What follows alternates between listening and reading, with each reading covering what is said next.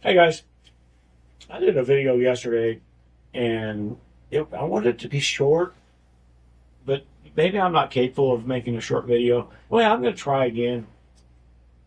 I want to talk about what I call straight back banks. Straight back bank is when I bank the 10 into this pocket off the overhead, or I bank the 10 into this pocket off the overhead. That's a straight back bank. Some regions, it may be a generational thing as well, would call this type of a shot a long rail bank. But I call them straight back, so that's what I'm going to do in this video. One of the really cool things to me about a straight back bank is these angles that we're looking at. They're all coming in fairly steep. So there's not a lot of variation. There's some based on how steep it is, but if this 10 comes into this side rail, there's a lot of variation depending on the newness of the cloth of how much it's going to slide before it releases. I've talked about this kind of thing in other videos if you feel like watching those. But on a straight back bank, no, there's not a whole lot of variation. Another neat thing about the straight backs is they are geometrically the same as, for example, this cross corner, banking the 10 here, off the long rail. Geometrically, it's the exact same bank as one like, let's say, I don't know, maybe about like this, maybe like banking the 10 here. Geometrically the same as what I just had, but close to it. I think you probably get the picture. Now these banks here, I call these short cross corners, just to myself. The rest of the world just calls them cross corners. I call them short cross corners because within this window, the ball will tend to shorten up even more than it might otherwise shorten up. And I just have to keep in mind. But this kind of shot right here is almost in the never miss category for me. Not quite there. If the top players, this would be a never miss bank. But now this cross corner is close enough. There's a big enough margin for error that they're never going to miss it. I will still miss it, just not as often. People that have never shot that kind of shot before. The straight backs, they're geometrically the same. The only thing that makes this shot harder than the one that I just did is because it's a longer distance and you have to be more accurate. There's not as much margin for error. But it kind of helped my confidence a little bit. I'm like, hey, I'm pretty good at these short cross corners.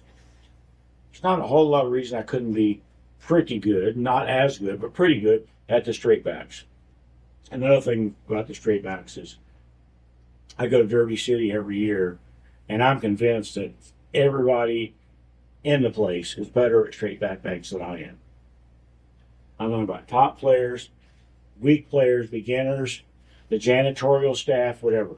They're all better at the straight backs than me. So I work on it, and I try to get better at it, and I am getting better at it. I'm just not great at them yet. I want to start this out a little bit with a brief description of the parallel banking system. There are a lot of different banking systems that are out there, and some of them are even geometrically correct. This one is geometrically correct. That doesn't necessarily mean it's correct on a pool table, but by geometry, it is correct. And this is the parallel system. So let's say I want to bank this 10 into this pocket. I've got a point right here that is one part of my target. I've got the object ball. Find the halfway point between the center of this 10 and my target. Sometimes it's easier said than done. Experience and all that stuff. We'll try to find that halfway point. Once you find it, hold your stick over it. So if I say that halfway point is right there, halfway between the 10 and this pocket, let's say it's right there. I don't know if it really is. It looks pretty close. Hold your stick over it. Point the stick at the opposite pocket that you're going to bank to. Or you can just stand here and kind of just eyeball it. Or maybe you don't even have to use your stick. Maybe, it comes with experience, right? Do this, and then come over parallel. This is the hardest part for me. I always want to go like this, or I want to go like this, or I want to go like this. It's hard for me to come over parallel. But if I do it correctly, yeah, from the halfway point to the pocket opposite where I'm going to bank to. If I come over parallel and do it accurately, and then I see where my stick is pointed down around that rail. See the point on that rail. If I hit it accurately and it's slow speed, I've called this photon mirror bullshit system. At slow enough speeds at this type of angle, this kind of shot can go in. And sometimes it will. And I've talked a little bit about pocket speed stuff before, to where if I miss at slow speeds, I'm probably not going to sell anything out, nearly as often. So I've got my spot down there that I got by doing this stuff. And I try to hit this at slow speed. And if I hit it accurately and at proper speed, sometimes the ball will go in. So, yay, right? That's the photon mirror bullshit system. Using parallel system to find my point. But I don't like to hit balls that slowly all the time. I was taught to bank balls more firmly. I think that it takes a little bit of the differences between different rails and different tables, different table manufacturers, different venues, different weather conditions, and it kind of starts to even things out a little bit. That's why I was taught to bank balls firmly. And also, I'm more accurate when I hit balls firmly. I have a best speed for myself, and it is not slow rolling stuff like that. Absolutely getting better at it because I've been working on it. I don't know if I've ever defined what I mean when I say hit a ball firmly. What I mean, the way I do it for myself is I'm hitting a stomp shot, but with a little bit of bottom. I'm not hitting it softly with a lot of bottom. I'm also not slamming it center ball. Both of those could give me a stomp shot. But what I'm doing is just a little bit of bottom, maybe about a tip. That is a firm speed bank for me. A lot of times I even hit balls a little bit harder than that. But it wasn't pocket speed. This ball just happened to stay around the area. But if I missed it by more, it'd be bouncing up and the position becomes random. And that's what I mean when I say a firm speed bank. The parallel system that I described can be done with a firm speed bank. You just have to make an adjustment because you're hitting it firmly. So let's say here, again, I want to bank to 11 back into this pocket. If I was going to do the slow speed thing, I would do the same thing I just did. I would find the halfway point between the 11 and here. Find that point, try to stay parallel, try to hit it accurately, and all that. But I'm talking about hitting it firmly. So the calculation is not done off of this opening. It's actually done off right here. Right in the center of where that cue ball is. 2 diamonds up. And unless there's a kiss involved, it doesn't matter where the object ball is. I've got it up there. I could put it here. I could put it here. I could put it here. Wherever I want to put it. I do the calculation to this point.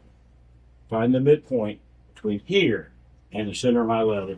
Find that, which is approximately, maybe about right there, maybe a little bit more, maybe about right there, and then do the same parallel thing. Whether I'm using my entire stick down here on the table, whether I'm holding it up here, whether I'm just eyeballing it. Find that, come over parallel. Again, that's the hardest part for me. Okay, where am I aiming at? See where I'm aiming at on that end rail. But this time I just hit the ball at that firm speed that I just talked about. Sometimes they'll go in like that. So cool. So anywhere on the table, unless there's a kiss, I couldn't do the parallel system if I was going to bank the 10 well into either pocket using the parallel system because there's a kiss. You all get that, right? I think you do. But anywhere else I can. And with varying degrees of success depending on how difficult the shot is and stuff like that. So I want to make the 10 here.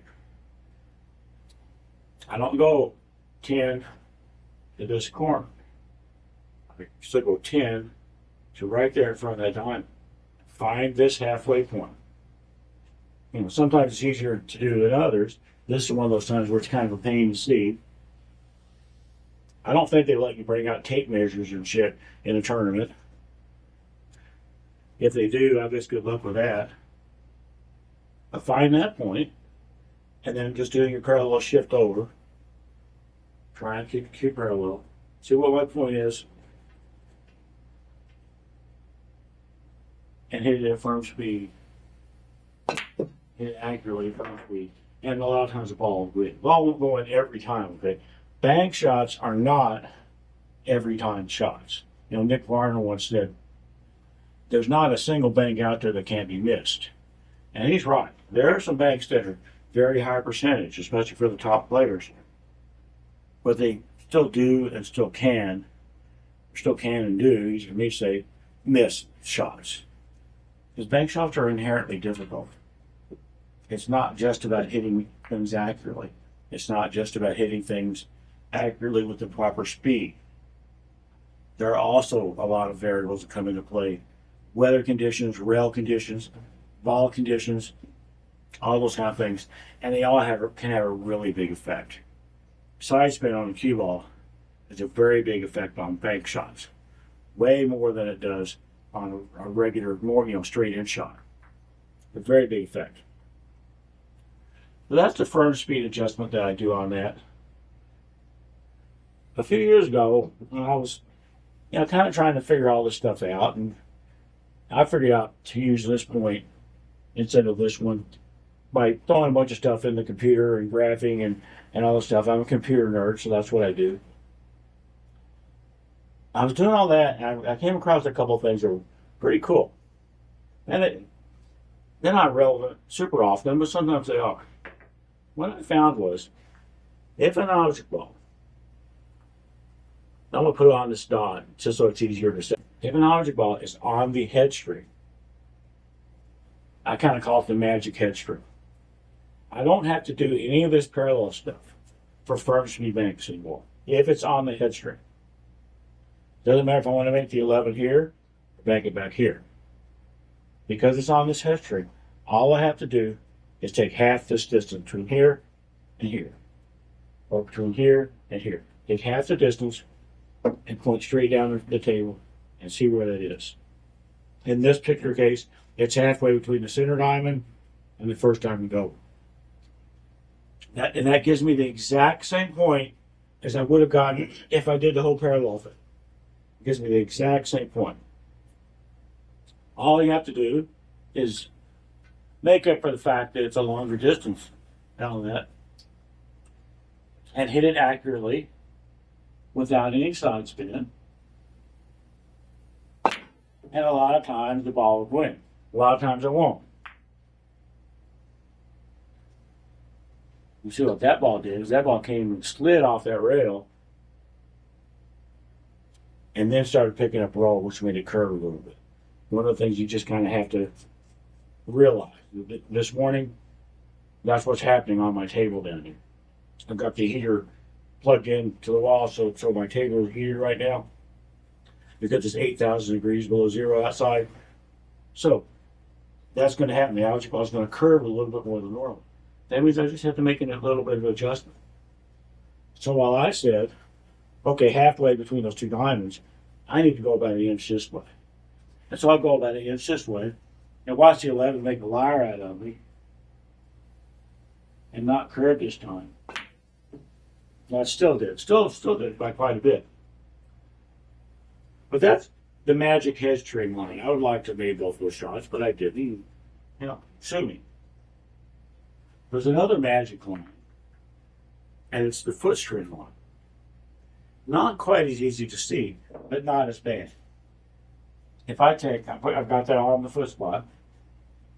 If I've got an object ball on the foot string,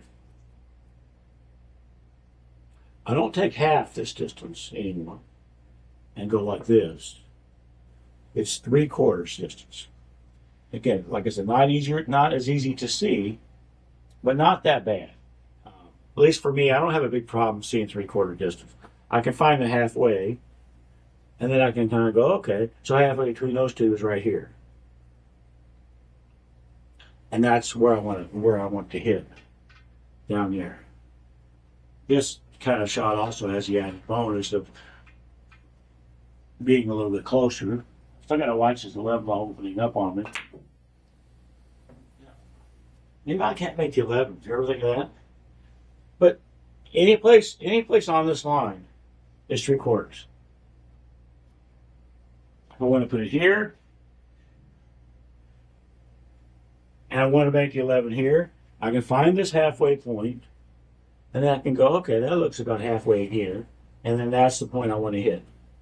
If I want to make the 11 here, I can find this halfway point, and then find that halfway point, and see where I'm pointing and choosing that way. As long as I can get the cue ball in there. If the object ball is over here, I can still get the cue ball in there and bank the ball using this 3/4 stick. Now, I don't use it very often at all anymore. When I was first learning how to bank, I used it all the damn time. All the damn time. You probably noticed that all the shots that I've done here, I've set the cue ball and the object ball up perfectly straight at wherever I'm trying to hit. That's to make sure it doesn't have any accidental contact-induced throw happening to the object ball or any contact-induced spin to the object ball. Let's see, right here, I'm completely dead in the face with no spin. See if I can make the 11 once. I can't.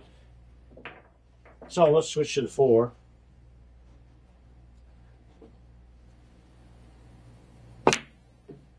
Can't make that either. I'm not going to redo this video, okay? What I was going to get at. Let's assume that I didn't suck this morning and that a stop shot, if I did all my calculations correctly, is going to put the object ball in this pocket. What if it's not a stop shot? The cue ball's over here. Now I'll have to cut the 4 to my left to get it to hit that point. When I do that, it's going to put a little bit of contact-induced throw on the 4 and try to throw the 4 more that way. So maybe I adjust for that. I compensate. I cut it a little bit more, knowing the contact-induced throw is going to push it this way. I'm also going to have contact-induced spin. As the cue ball cuts the 4, it's going to put just a little bit of spin. So the 4 is going to go down there, and even if it hits the right point, it's going to be spinning, counterclockwise in this case, and it's going to tend to go long. And a shot like this, if I have to hit the ball, cut the ball to my left to hit that point, the tendency is going to be for that ball to go long, to hit this rim. I'm just going to shoot it once and watch the ball make a liar out of me. I'm trying to do this stuff, and I already have the point kind of memorized down there. I knew the ball was going to make a liar out of me. Actually, I probably just subconsciously compensated. If I have a shot, I'm going to bank the 11 back here again. And now I'm cutting it to my right. Contact-induced throw is going to try to push the 11 this way. Contact-induced spin, once the 11 hits that rail, It's going to try to spin the ball this way. Trying to bank 11 here, it's going to try to come short. If I hit it perfectly, you come right into this pocket. But I got spin, especially on a bank shot, trying to push you this way is probably going to come short. Let's see if this makes a liar out of me as well. Now, I'm not putting any English on these shots. Yeah, at least that one came short. Maybe it came short because of what I got to say. Maybe it didn't.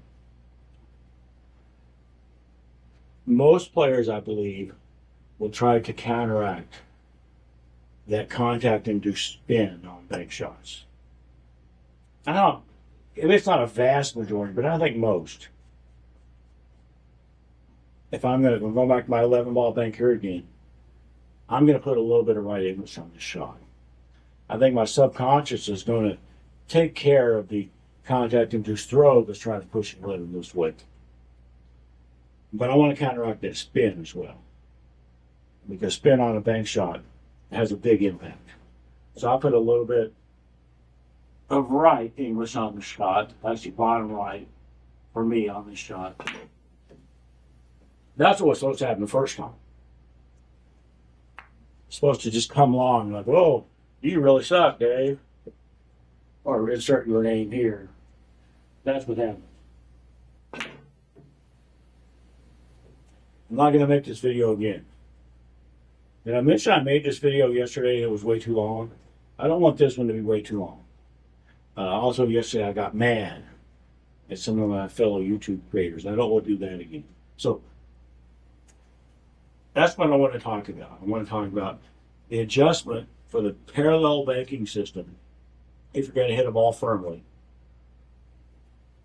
And the magic lines, the head straight and the foot straight, and all the stuff for straight back banks. Some of the things I've said would apply to other types of banks as well. But this video is about straight backs. And so that's it. And I will, I guess I'll put out a video on New Year's Eve. Yeah, so I have to do my year in review. That'll be fun for me.